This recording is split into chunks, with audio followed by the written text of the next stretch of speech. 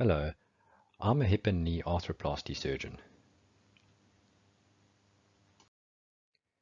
Today I have 14 slides that will run through the indications for joint replacement surgery, some of the replacement options, complications, prophylactic antibiotics, and materials and technology used in hip and knee replacement surgery.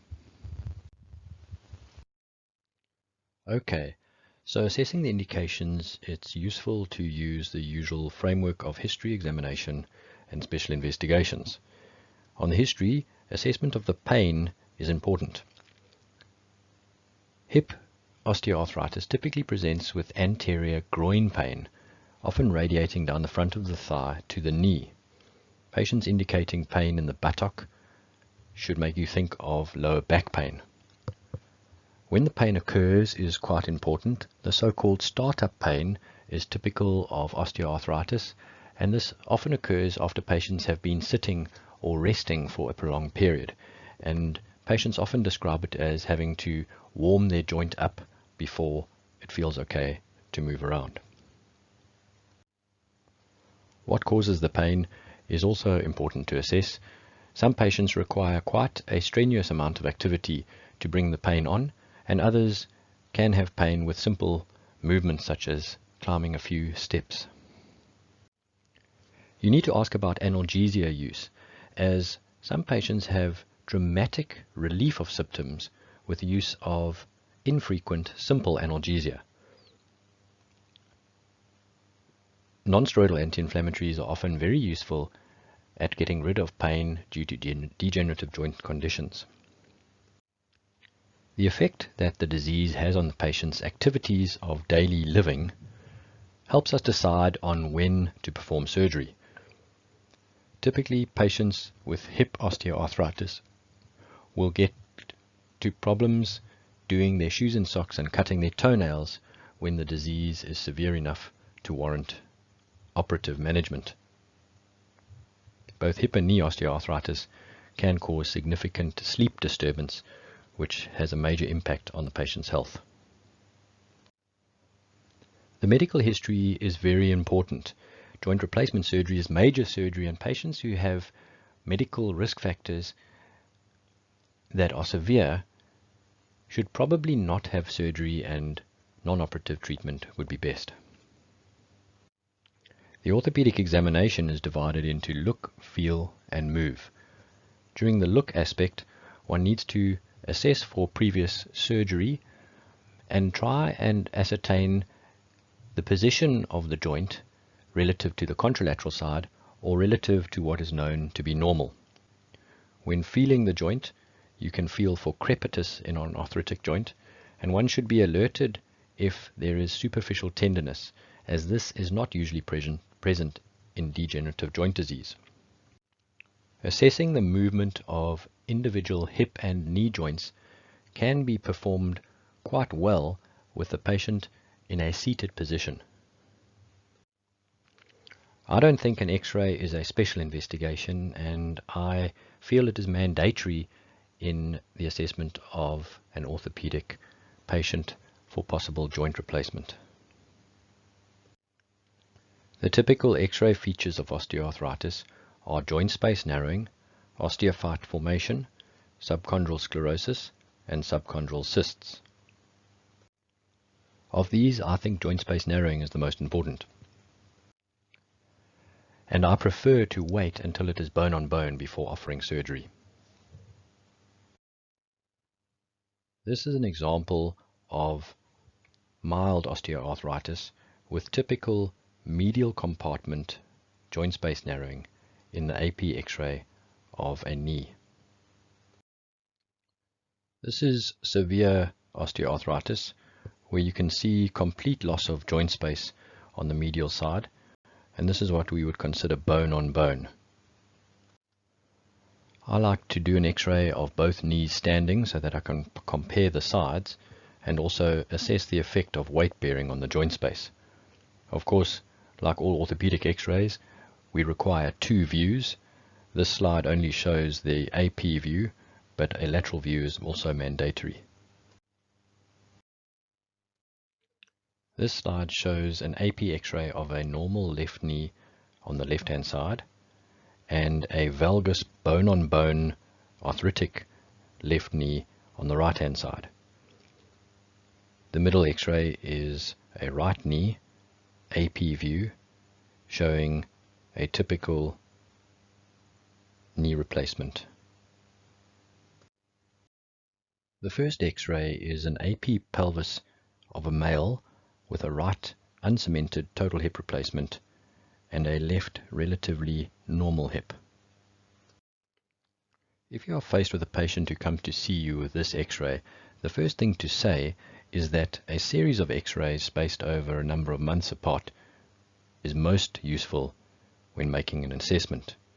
But failing that, there are a few tips and pointers that I will highlight when assessing a single X-ray with a joint replacement in it.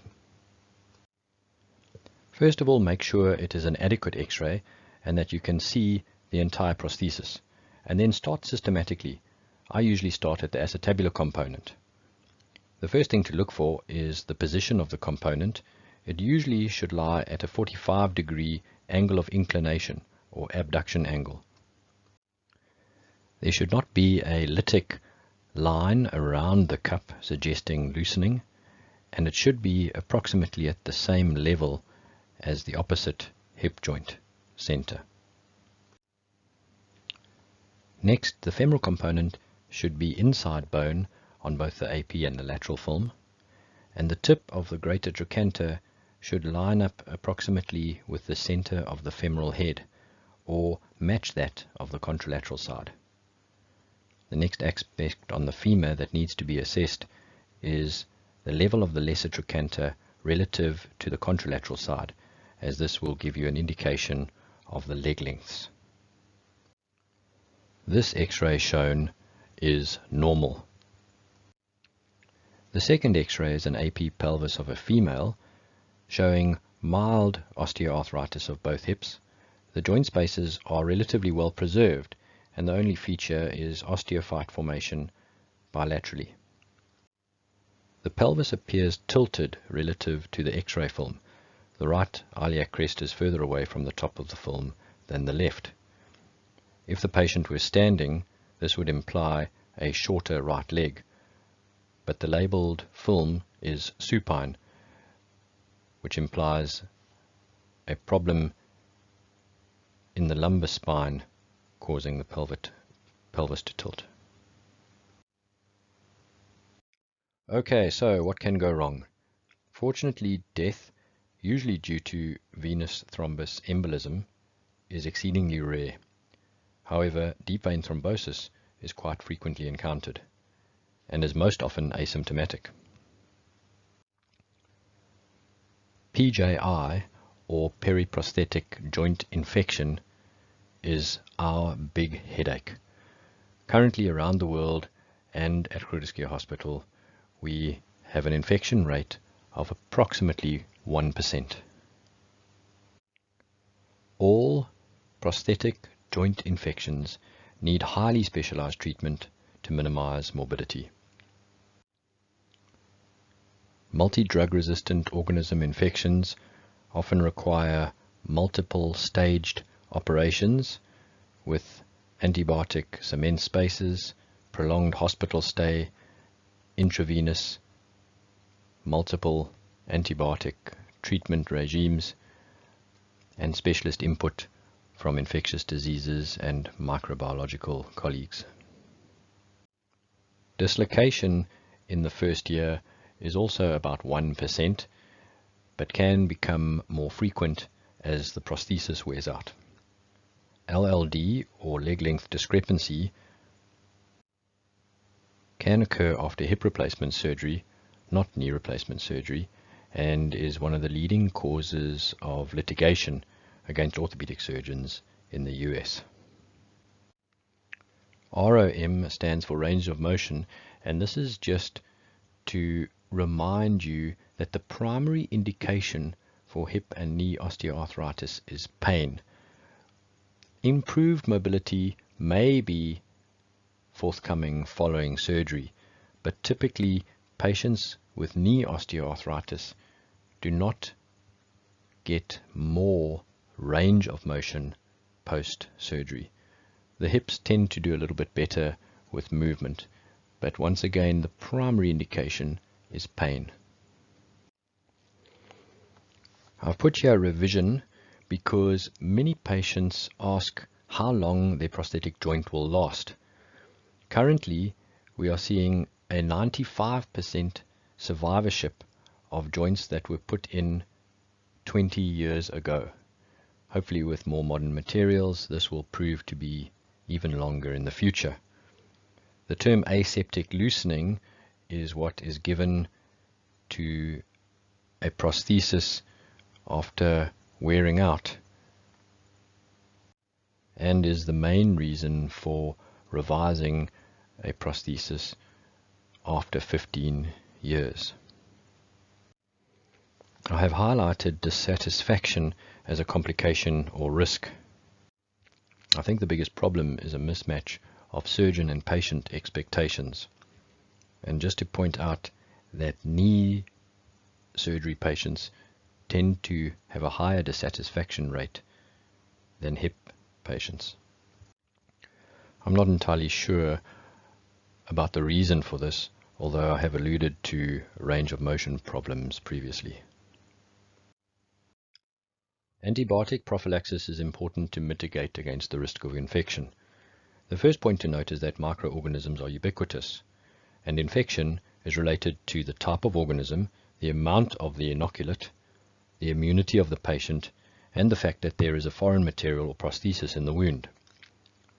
Prevention principles include decreasing the amount of organisms around, cleaning the patient carefully, draping, using a laminar flow theatre and decreasing traffic in theatre, and using preoperative wash with chlorhexidine for the patient at home prior to coming into hospital.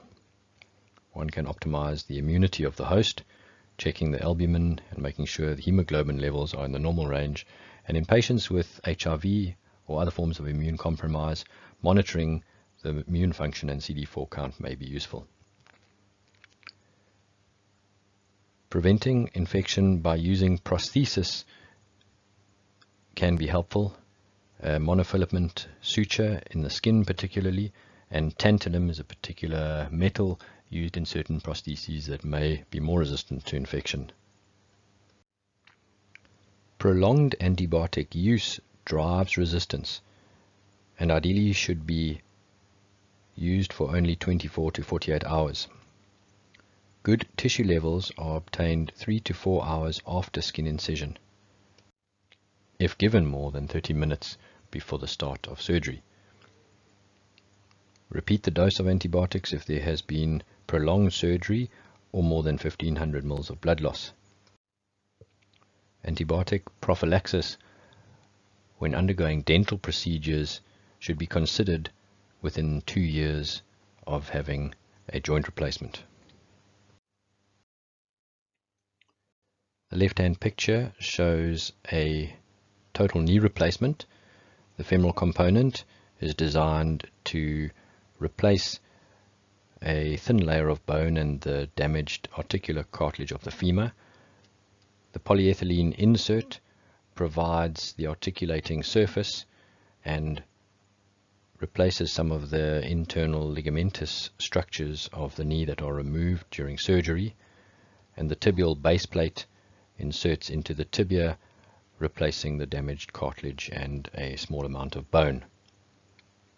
The top right picture and the clinical intraoperative picture on the right shows surgical jigs that are utilized during surgery to help align the prosthesis and make the bony cuts.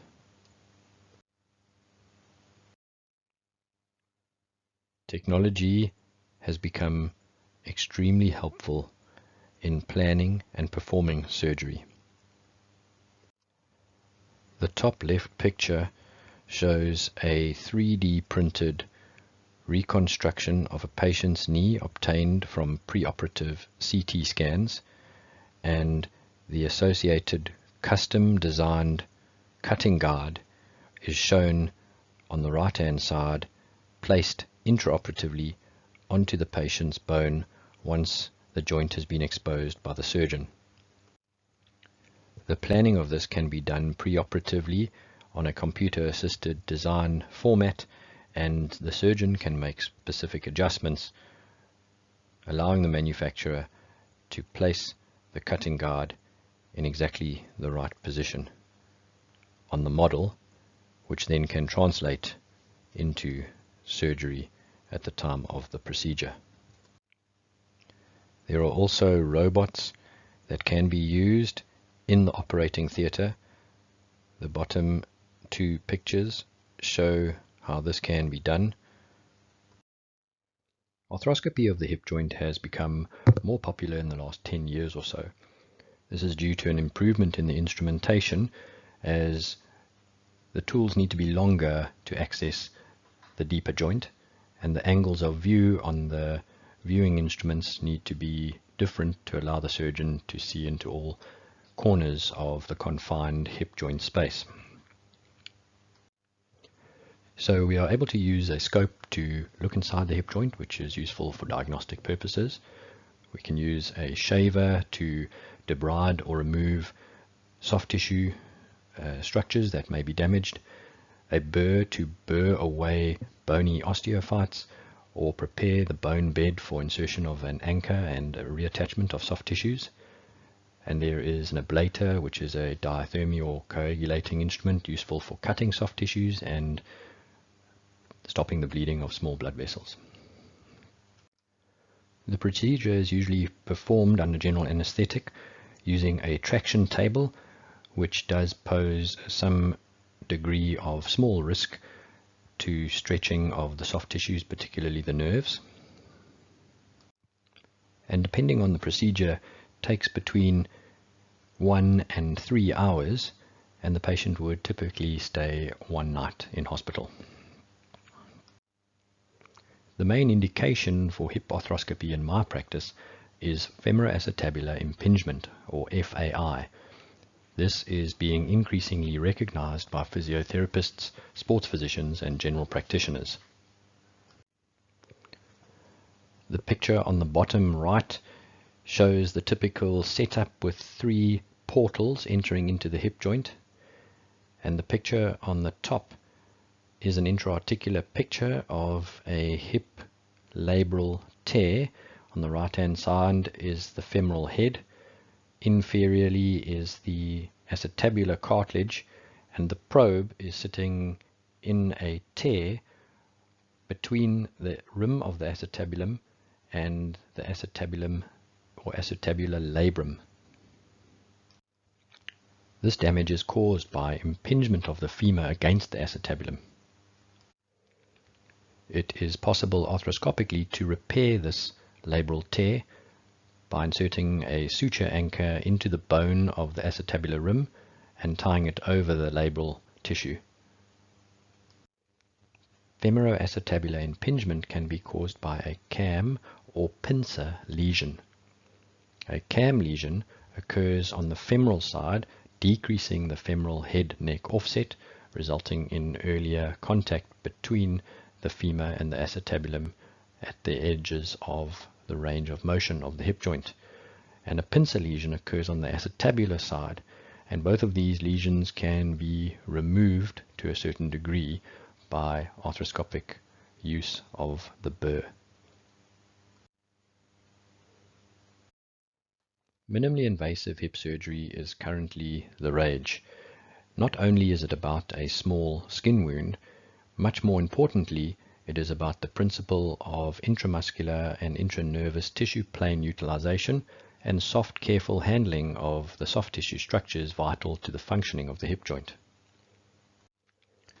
Terms you may have come across related to this is AMIS, or anterior minimally invasive surgery, the DAA, or direct anterior approach, which is synonymous with the Hoyter approach or the Smith-Peterson approach.